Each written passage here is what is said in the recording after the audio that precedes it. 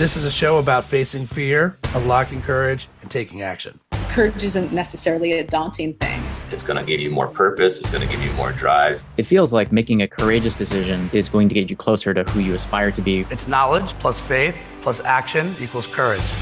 That competitive spirit kicking in and then wanting to do more and do more. And the next year, how do I beat that? And how do I beat that number? I always say growth is fun. Growth is good. Like this idea of how do you identify a plan for growth and then chase the hell out of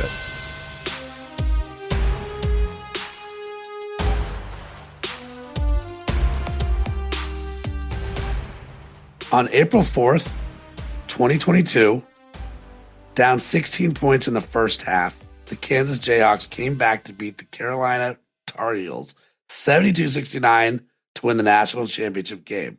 The coach, Hubert Davis, in his first year at Carolina, lost to Bill Self, but I kind of wish it was the year earlier because that was the year Roy Williams retired in April of 21. 10 days later from this game, Bob Philion, my guest today, joined me on the podcast for the first time. And, I mean, can you believe this? That was episode 57, by the way. Here we are, almost 3 years later, 2.5 years later. You're not retired, Bob. Let's call this what this is. What do you call this? Is this sabbatical?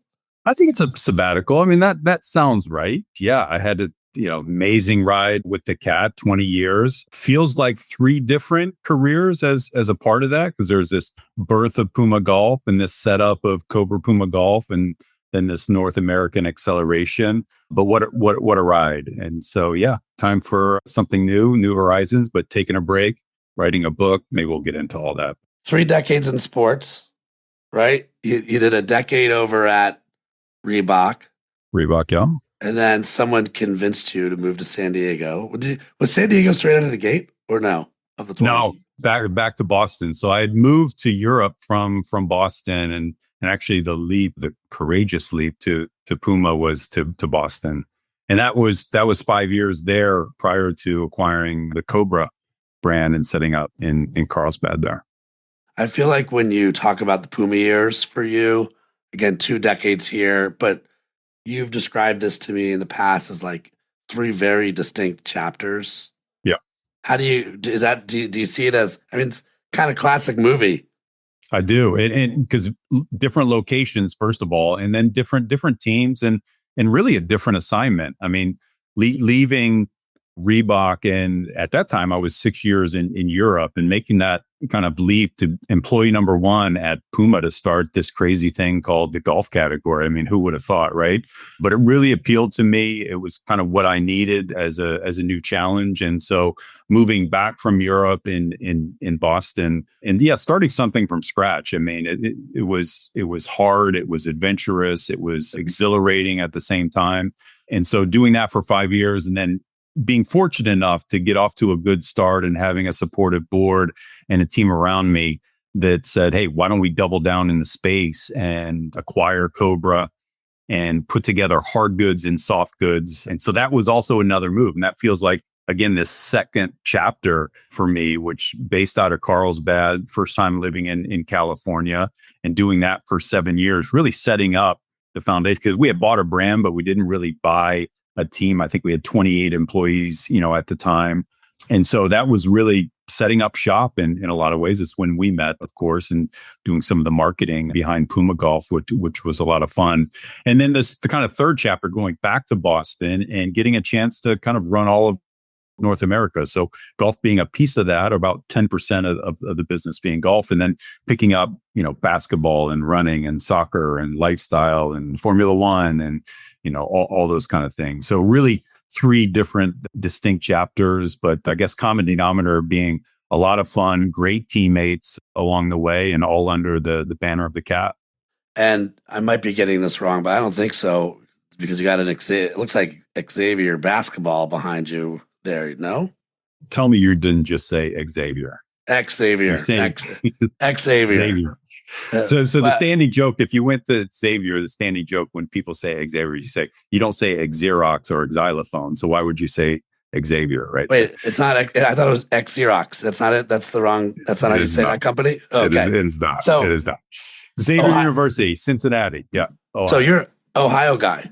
Detroit originally, and then went to college down in Cincinnati at Xavier, and then spent a little time in Chicago, and then Boston has pulled me back 3 different times, and within that 6 years in Europe. So kind of been a traveling gypsy of sorts. I mean, now that you're on sabbatical, I guess I can actually ask you though, like, do you have a team? Who are your teams? Oh, Detroit. I ride or die Detroit. Yeah, for sure. So finally after whatever 30 years, I don't have a bag on my head for the Lions anymore. So, but I'm all in. I'm a Lion and a Tiger and a Red Wing and a Piston, you name it. Now, That's cool. having now 15 years in Boston, I've adopted all of the teams. So, and Brady gave me this Michigan guy that, came here. So I'm a Patriot and certainly a Celtic and Bruin, you name it. So I really like the Boston sports. What an amazing city for sports. I mean, we're so spoiled here for sure. But yeah, Detroit. I would have loved to have done a study, which I don't have time to do, but of cities, of like what kids think the ceilings are for life. Like if you would have tracked Cleveland before LeBron got there, or Detroit, right? Like, or sadly as a DC kid, before this last final year, like when you look at New England and when you look at Boston, I imagine like people think the sky's the limit. Like belief is through the roof when you're watching your team wins all the time. It'd be very interesting to see in Cleveland or in Detroit if people felt, no, more reality. There's a cap on this. Do you feel that way at all or no? 100%. I think the expectation here is there's parades downtown like every year. Sometimes multiple, parades. But there's a 15-year-old kid in the neighborhood here who probably has every hat, every hoodie, every jersey, whatever. And it's kind of expected. And it's just a wild kind of 20-year run because, as you know, there's a lot of cities that, won championship a decade or 2 decades. To have that success here, again, very, very spoiled. I mean, San Diego, we've won the NBL, the National Beach League. I think that's like right. We have the weather. We've won. That's all we've won, right? And it's a very fragile city, right?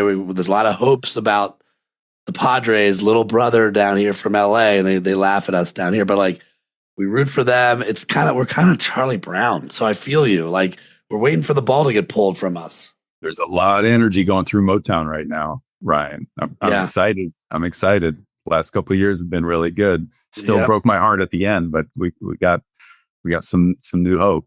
Yeah. I like how far the Lions. It's easy to root for the Lions. For me, it's easy to root for the Bills as well. I mean, I'm a Commanders fan, so this is new territory that we're actually decent. We don't need to bring up the playoffs last year. Let's go back to Puma, shall we? The laziest question I can ask actually is where I'm going to start, which is like, man, if you've been there 20 years, like the change you've seen from when you started, to when you left, and change is accelerated now. But like, if you had to step back and just talk about like just 2 colossal changes you saw from day one to when you left, what would you say? I think the biggest thing would be growth. And I'll probably start with just scale. I mean, the sheer scale of the brand, and really, coming in 20 years ago, really being a niche player in kind of this sports fashion game, because it was really a sport brand, but it was kind of known for fashion and this low profile thing that was happening at the time.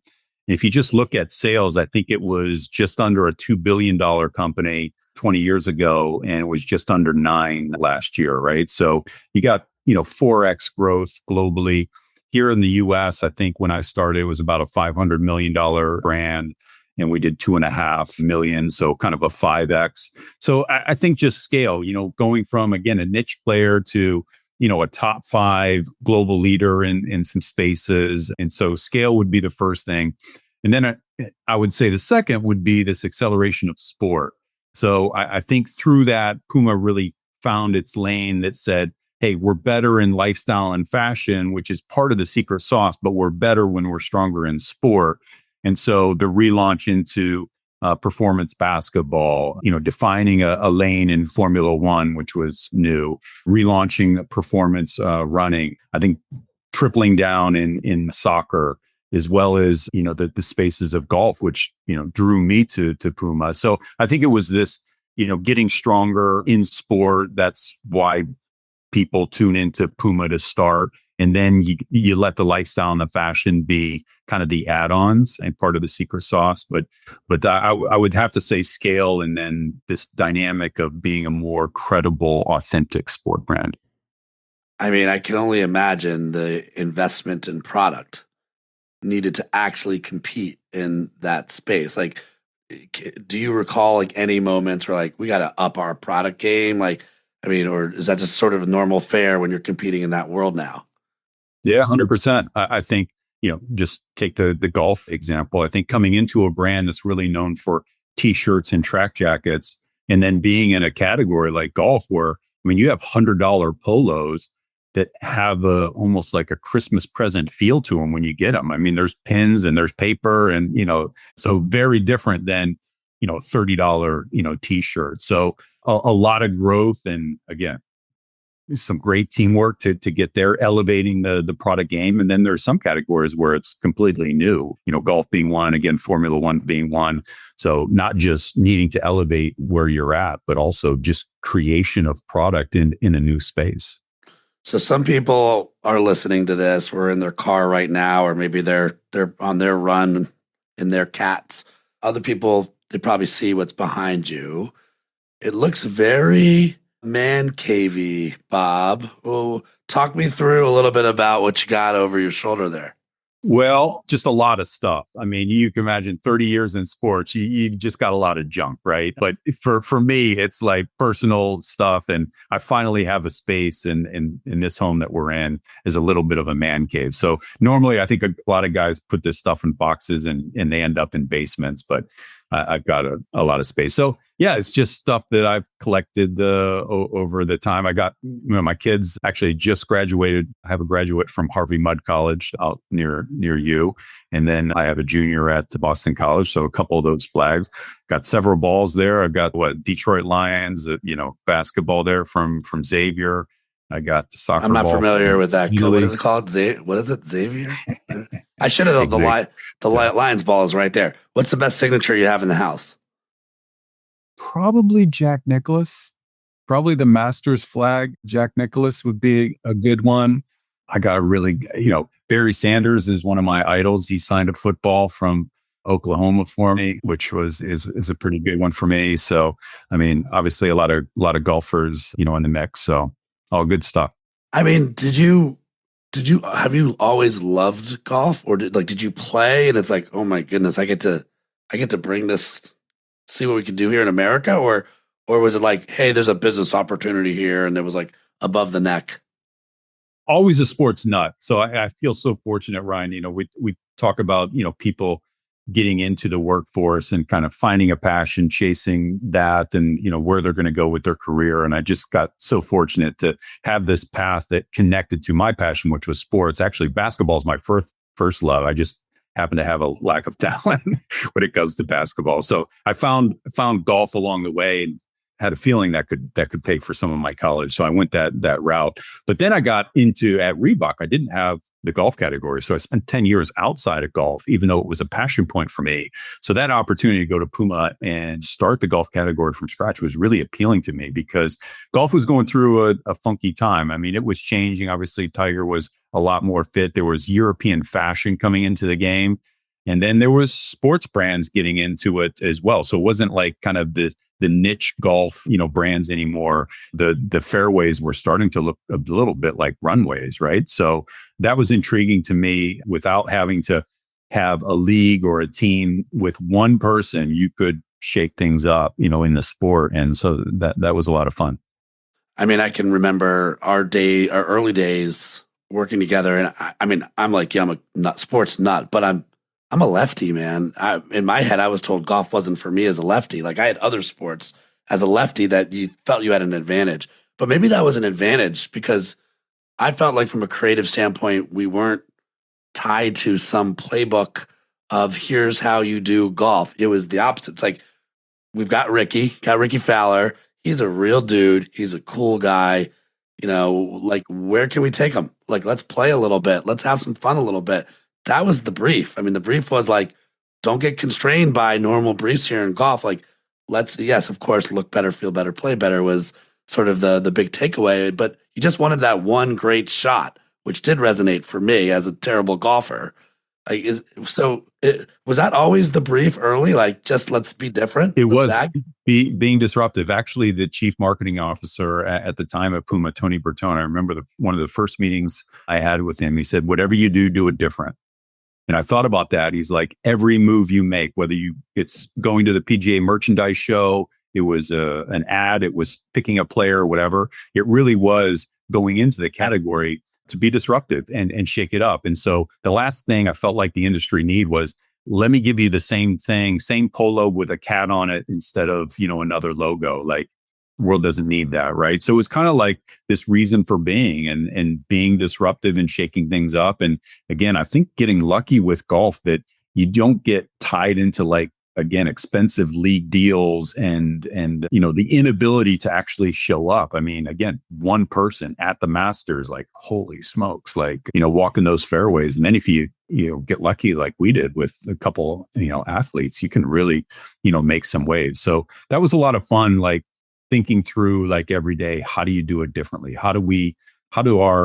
What is our culture and our building and our happy hours and our, just everything around the brand? How would we, zig when others zag? I mean, again, you've got this memorabilia wall behind you, but maybe that takes you down memory lane a little bit. But if you look over the last 20 years, is there a moment or few that you're just like, I'm super proud, most proud that we did this in our time together at Puma? I'd have to start with people, Ryan. I mean, that you don't, again, do anything without, great teammates. And so I feel like that's what I'm most proud of is developing, bringing in talent and developing and being a great teammate. And I think it's at both ends. We've talked in the past about, hey, I think there's this recruitment and bringing some young talent into the company and along. At the other end of the spectrum, you got your senior leadership team and the people that are essentially managing the company and the brand. Those people are on the table, having great relationships, a great bond, creating a plan, and then executing that. So I'd say people first and the development of people, I think, tied to that. And what I think will be a game changer for the brand and the people over time is the opening of the new headquarters here in Boston.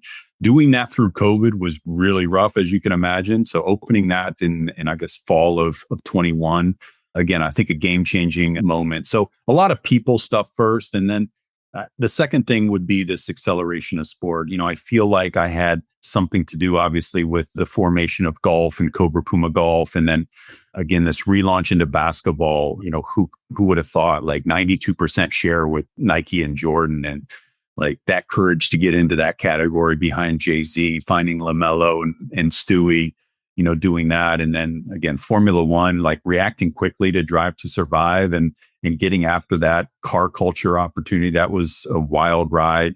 And then again, running soccer. I mean, 5Xing the soccer business, getting behind, some data that told us our consumer really wanted us, in that lane. And then getting Captain America from Nike was a big deal. And Neymar, getting behind those assets and really driving the business was great. So accelerating sport within the brand and being part of that growth certainly would be, prideful moments. I know you're in sabbatical land, but I'm very curious to see what they do with the World Cup coming. I know, Bob. I know you know. I won't ask you, though. I won't ask you. The great thing about soccer, football is that, there's really three brands that shine in that space. Like, there's a lot of categories where it feels like 10, 20, competitors, and World Cup's really going to give, Puma an opportunity to shine and do it in a disruptive way. I mean, that certainly will be the formula. I mean, as a soccer lover, which is like, or a football lover, I know what 1994 did for soccer in the country. And I really, which was, for those who don't know, that's when the men's World Cup was here last. Here we have this opportunity. I actually have higher hopes than most. I think the guys will be ready. I think that they'll be ready for the opportunity. And I sure hope we make the most of it, because it is if you want to party, man, the globe is going to shut down for a little bit in a good way. We finally need some positive news here. And I think this is going to be it. I think it's going to be amazing. I always say, being in this business, the top three global sports are soccer, and soccer. I mean, it really is. It really is dominant. Actually, on that lens, though, because basketball is like, let's do that real quick. Where does basketball play? Where does golf play? I know here in the States, like people are like, what about NFL? I mean, I get it, right on the global stage, but like from your lens, what's 1, 2, 3? The stats will tell you running is the biggest category in participation sport, globally. So, running being at the top, and I think the halo around running is significant because people wear, running shoes for fitness and to Starbucks, and you're probably wearing running shoes right now, right? Yep. Yeah. So running, and then again, soccer is this participation in this massive, just, global sport. And then, basketball and golf really have connectivity in the US market because I think the NBA and the PGA Tour being kind of the pinnacle of those sports and being based, here in the US have just been, critical. And then again, trying to do it, in a different way. But, I think most brands, running would be at the top, and certainly soccer, at least for the top three, just a massive space. I can't imagine the NBA, what it's like in Europe, how the game is growing. And I'm sure not just now Europe and beyond. So have to imagine basketball is continuing on the rise as the draft is like, I can't pronounce this guy's 7-syllable last name, but he's my guy now, right? Like it's pretty impressive to see that. It is a lot of international growth in basketball, and it's getting younger for sure. I think the game's in a good place. So, this is the Courageous Podcast. We talk often about fear and courage, how they go hand in hand. Let's talk. This is sort of a two-parter. The first one, I'm curious as you go and look back at your time at Puma professionally, what do you think the company showed the most courage under your leadership? Is there like a 1, 2, 3 gold medal, silver medal, bronze medal where you're like, that's where courage really showed up in the business? And I'll hold the second. For sure. I guess the first one would be betting on me and getting into the golf category. It's what brought me to Puma. But, imagine Puma doing some good things in the space and then, launching into a new category like golf. I mean, that's some courage. I mean, it's so easy to make sure that you're strengthening your core propositions, as a brand, and to really take that leap of faith, being brand new to the space and then betting on me to take it. I think that showed a lot of courage. I would have to say then 5 years forward of that, doubling down in the space and acquiring the Cobra brand, again, not having a background in the hard goods space, completely separating, Puma Golf and setting up, Cobra Puma Golf, betting on, again, me at that time, a 38-year-old, executive cutting his teeth for the first time, globally to run that business. So that's a lot of courage for the brand and a lot of faith in the team for sure. And then, as I mentioned, I'd have to say the third one would be relaunching into basketball. The first time in the early 70s around Clyde, and then kind of losing our way through the 90s a bit. And then again, doing it in a very disruptive way in 2018 with great creativity behind Jay-Z and the right ambassadors. And boy, courage. When you're looking at that share, Ryan, you're looking at 92% behind Nike and Jordan, and trying to cut into that business, that takes a lot of courage for sure. If I were a fly on the wall for any convo, other than it'd been nice to have been there with your buddy Jay-Z talking about how to actually change behavior in that space, because it's I mean, at 92%, it's hard, right? I would love to have been in the room when you learned that you were going to become the president and CEO, and like who else was in the room or who else wasn't in the room when they found out, wait, the guy from golf is coming in here and is going to run the whole, like, have you thought about that? Have you ever shared that story? I thought about it a lot, but to be honest, I don't think it was a big surprise, only because I was running the golf division, and again, the U.S. market being the biggest and most prominent in that space. And so, already being at that time, like 15 years, with the brand, when my predecessor, Jay Picola, was going to retire, I was in the mix. And so, I knew the management team and the board, and because I had this golf piece, and Yeah, at that time it was kind of new role because I was taking this golf thing and putting it with the other categories and creating the new role. But yeah, I think I was in the mix. I was certainly excited about the opportunity, scared to death too, because I knew this golf space, but it was like all the things I learned at Reebok, coming back to me, all the retailers and the other categories, like again, basketball, running, and soccer. And so putting those together was what an amazing challenge and opportunity. So here's a second parter of that first. That actually wasn't that was a throw in. Just curious. Is there a moment where you wish you had showed more courage, or maybe one of the brands had showed more courage? And if you can remember, like, what held you back or what held the brand back? Yeah, I think Puma's on this journey right now of local product creation, and it's the area that I wish I would have pushed harder. I wish we were further on when I left with local product creation. And again, they're public with the LA setup, the product studio there.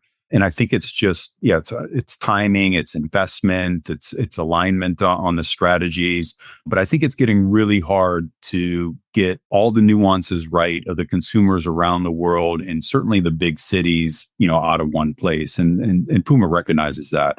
And I think big brands do. So I think having that local creation where you're closer to the market, faster to react to trends, closer to key retailers as well, I think is key. I wish we had moved faster, on that piece of it.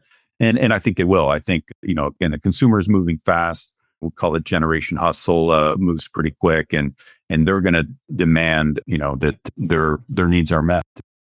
In the 20-year arc, where did you start to realize, like, oh shoot, we gotta move here? Where was that, like straight out of the gate, or was it a little bit later? Well, I think because golf was created, the product was designed and developed out of California. It was US based product creation. And then when he entered basketball in 2018, re-entered, that was also Boston based product creation. So it really was after that, and thinking about how the other categories were done, specifically the sports style business. So that's really like the last 6-7 years. That whole, I know what I know, and I know what I don't know. I don't know what I don't know. And I think there's another one in there as well. But don't worry, I'm not going to ask you specifically about any of those knows or don't knows. But I have to imagine when you step into Puma 20 years ago, you need wins. You need some like good at bats. And then, maybe a decade in, 5 years in, you understand the players.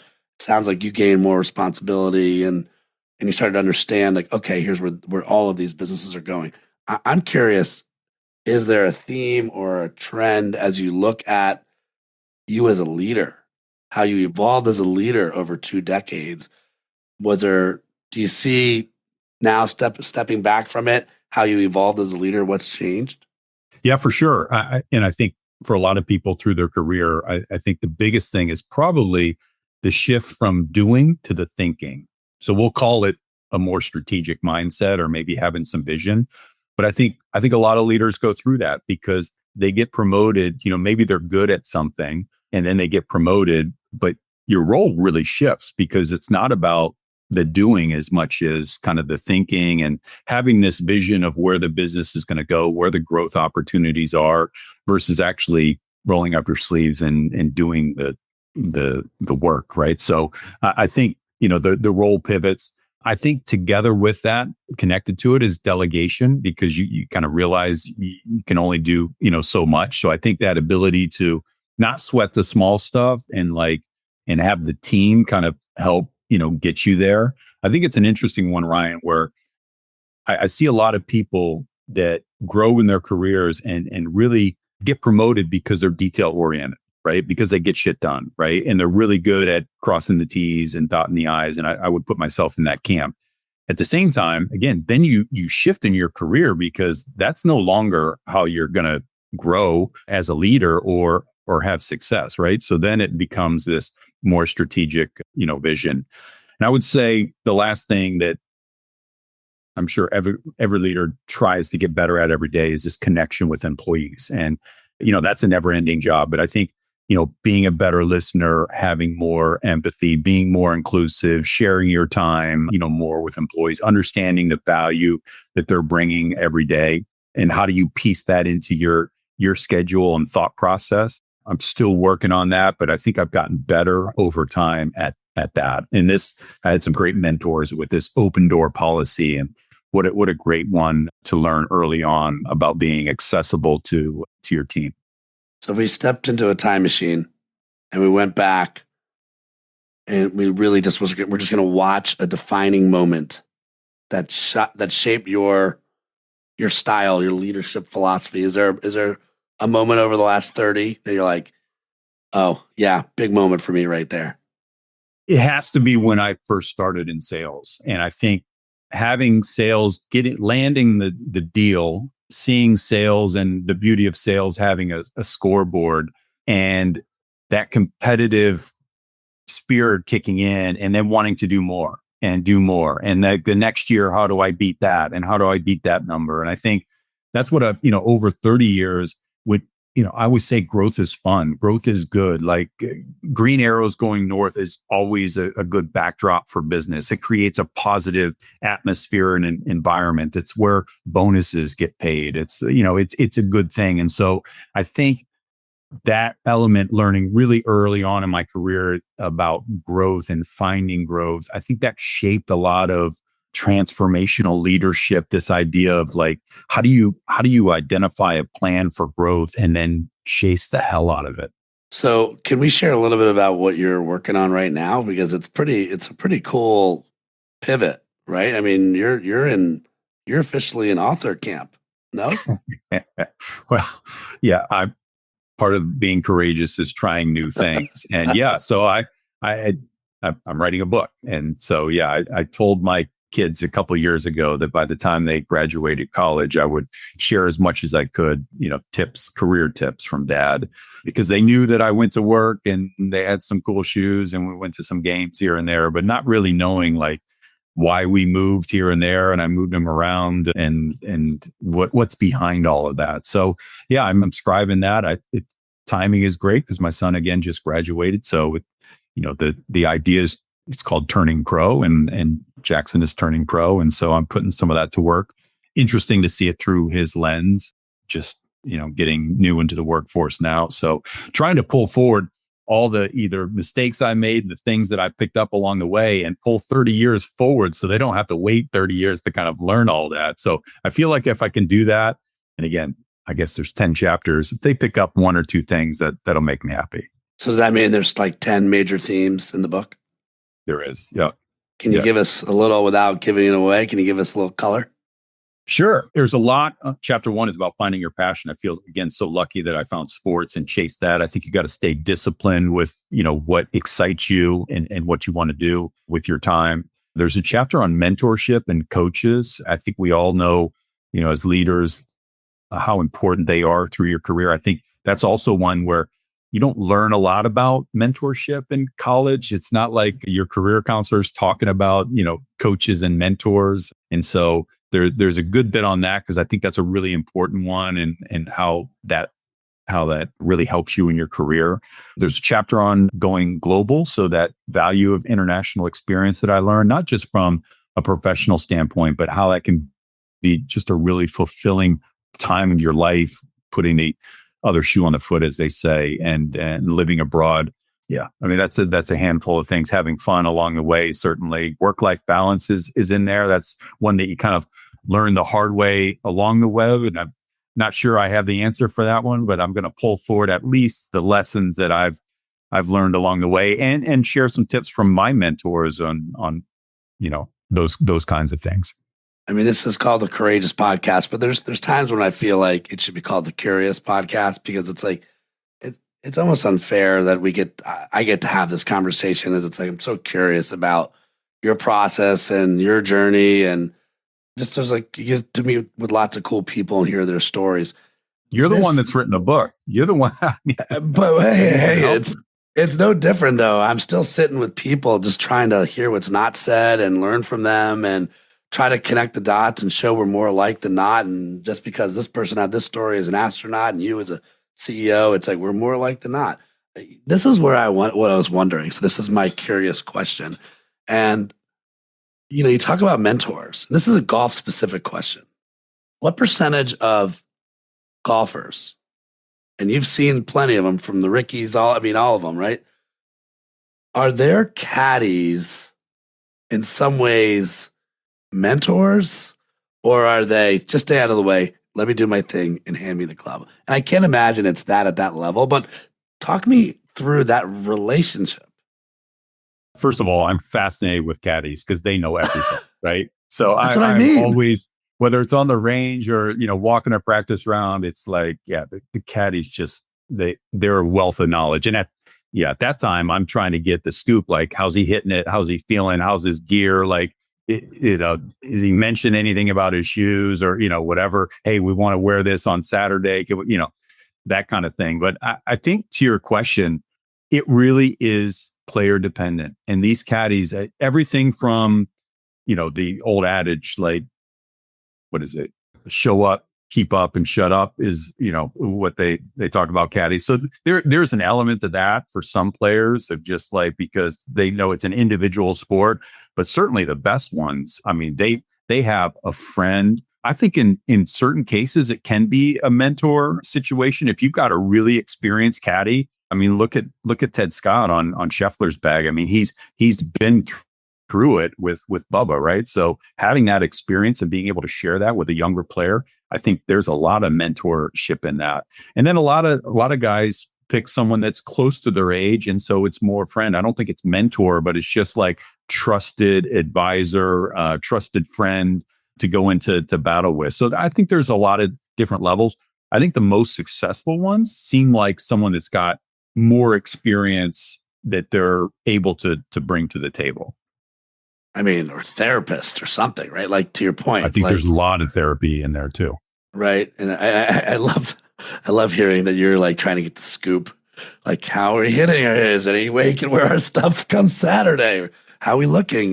Delicate nudge, But yeah, they are keepers. They are keepers of information. And I mean, maybe that's the thing. Maybe it's less about mentorship, although I love that idea. And it can just always be, especially in an individual sport like golf, business can feel like an individual sport if we're not careful. And the higher up you got, sometimes maybe the more lonely you felt. And golfers, I'm sure, feel the same way. What did you do to make sure, as you kept, gaining opportunity, that you weren't alone, that you were surrounded by? You said you've had mentors, but like that this wasn't just a Bob decision. You had your entourage, you had your team. Yeah, it's interesting, the mentorship, and even talking to Jackson now, like how that develops. It's not like you go early on in your career and like, hey, would you be my mentor? Like, from scratch, right? Of course, they develop over time, and it starts as, can be a relationship, could be a boss, it could be, could be a coach, it could be a teacher, you never know. But you learn early on, boy, it makes it a lot less lonely, to have someone to share those big, hard-hitting questions, those career decisions with. They just become so valuable, and you got to stoke, those relationships. I was thinking to your question about caddy, the biggest mentor kind of student relationship I can think of out there would be Butch Harmon and Ricky Fowler, and his return to Butch, and just thinking again that talking about a mentorship of having the experience and then setting someone up for success. I mean, I think that really is coaching, where caddies again can be different levels. I think a lot of times the instructor, and certainly in that case, Butch is seasoned veteran, and that is mentoring, and that trust that's built there and the support that can come out of those relationships is really second to none. Well, man, it's so good to catch up. You actually look more relaxed from the last time I saw you. Maybe. If there's a time not to have the answers for tariffs, it'd be now, right? I'm glad of if I said, what are you fearful of? If you were still in the role, I now know your answer. But I do have like one last question, only because you said, well, I got two. I'm going to give myself a little grace.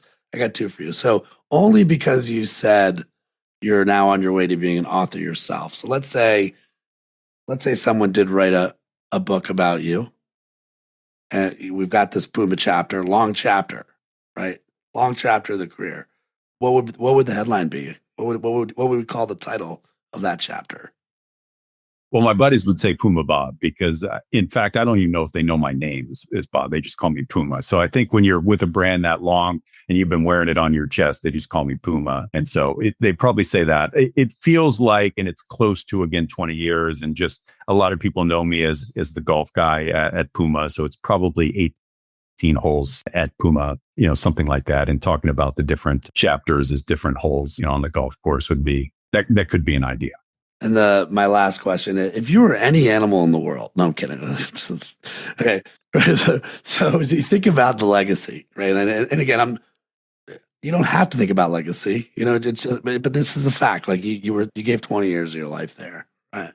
And you gave 30 to sport. So when you think about the 2 decades, though, what do you believe is the legacy? What'd you leave behind at Puma? I hope it's fostering growth, Ryan. I think, because of coming in as employee number one at zero, doing like literally zero in golf and creating a business there and accelerating in North America, hopefully putting the brand on the map in a lot of ways, growth in terms of, again, new headquarters, new flagship stores, again, just a lot of growth in 20 years. So I think that's part of it. I heard the CEO at Microsoft speak, and he talks about CEOs bringing 3 things to the office every day: creating clarity, bringing energy, and delivering success or getting shit done. And it's like, as a leader, when you think about that, boy, if people thought about that from me, that I created clarity, I brought energy, and I moved the needle and I fostered growth, that'd be pretty cool. All right, I lied. One more question. So let's say we're now at episode 400. And so I had you at 57. We're like 228-ish here. What are we talking about? What a question, Ryan. I think themed appropriately for courage. I would say that, hey, back when we had that episode and we were talking, you had the courage to try some new things.